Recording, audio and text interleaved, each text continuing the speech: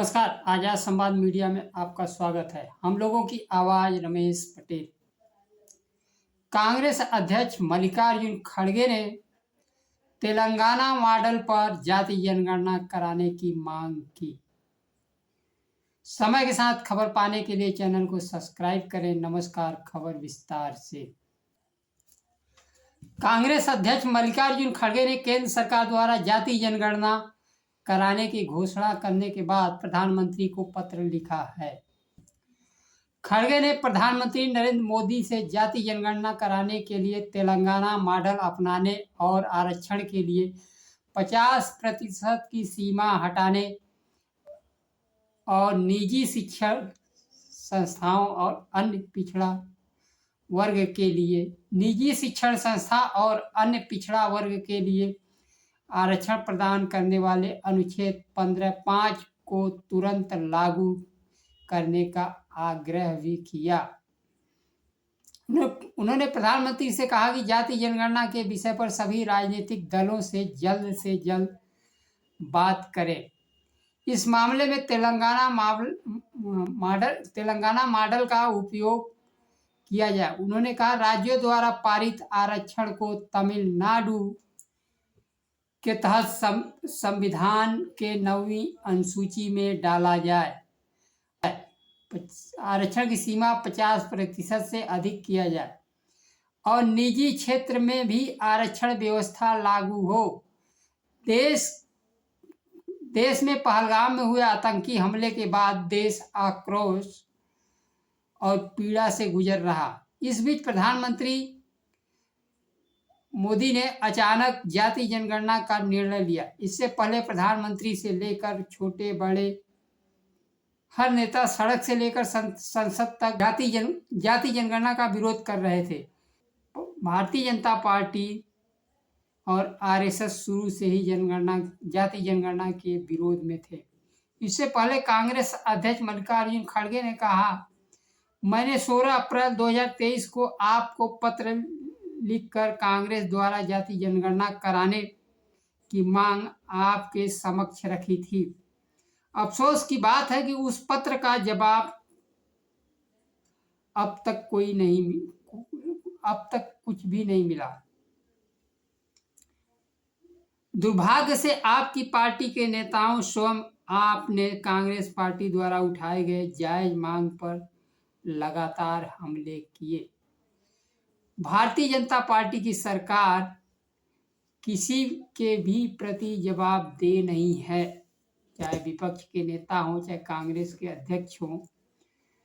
पत्र लिख दिए तो उनका जवाब देना सरकार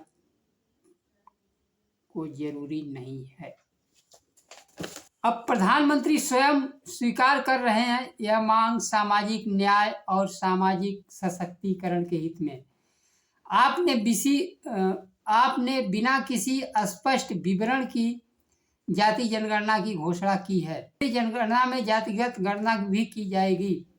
जाति जनगणना केवल गिनती के लिए नहीं है। कांग्रेस अध्यक्ष ने कहा कि जाति जनगणना केवल गिनती के लिए नहीं है, बल्कि सामाजिक आर्थिक लक्ष्यों को प्राप्त करने के लिए एकत्र की जाने वाली जानकारी है। खड़गे ने कहा कि तेलंगाना मॉडल उपयोग करके प्रश्नों को पूछे जाने के लिए की जानी चाहिए। प्रक्रिया के अंत में कोई रिपोर्ट छुपाया नहीं जाना चाहिए, ताकि हर जाति की सामाजिक आर्थिक आंकड़े सार्वजनिक रूप से उपलब्ध हों, जिससे सामाजिक आर्थिक प्रगति को मापा जा सके और उन्हें संवैधानिक अधिकार दिए जा सके। खड़गे का कहना है कि जाति जनगणना के जो भी रिपोर्ट आए स्पष्ट है कि ओबीसी, एससी, एसटी वर्गों के लिए लगाए गए आरक्षण की सीमा 50% संविधान संशोधन के माध्यम से हटाना होगा, जिससे बढ़े हुए आरक्षण की चुनौती ना दी जा सके। संविधान के 9वीं अनुसूची में केवल तमिलनाडु का आरक्षण कानून 1954 में संरक्षित किया गया। अन्य राज्यों के कानून को भी 9वीं अनुसूची में शामिल किया जाना चाहिए। बिहार और तेलंगाना बढ़े हुए आरक्षण की सूची जारी कर दी है और इनको भी 9वीं अनुसूची में जगह मिलनी चाहिए। बिना संवैधानिक ढाल के बिना कानूनी चुनौतियों और बाधाओं से बचना मुश्किल है। यह जनगणना वास्तव में 2021 में हो जानी चाहिए थी, लेकिन केंद्र सरकार ने जाति जनगणना की घोषणा तो कर दी, लेकिन न तो धन की व्यवस्था की गई और न समय सीमा बताया गया। विपक्ष के नेता राहुल गांधी ने केंद्र सरकार से धन और समय सीमा बताने की मांग की है। जाति जनगणना कब होगी? सरकार को सर्वदलीय बैठक बुलाकर जातिगत गणना करने की तुरंत घोषणा करनी चाहिए, ताकि यह सच्चाई खुलकर सामने आ जाए कि कौन किसका हक और अधिकार खा रहा है। सामाजिक न्याय के लिए जिसकी जितनी संख्या उसे उतनी हिस्सेदारी मिलनी चाहिए।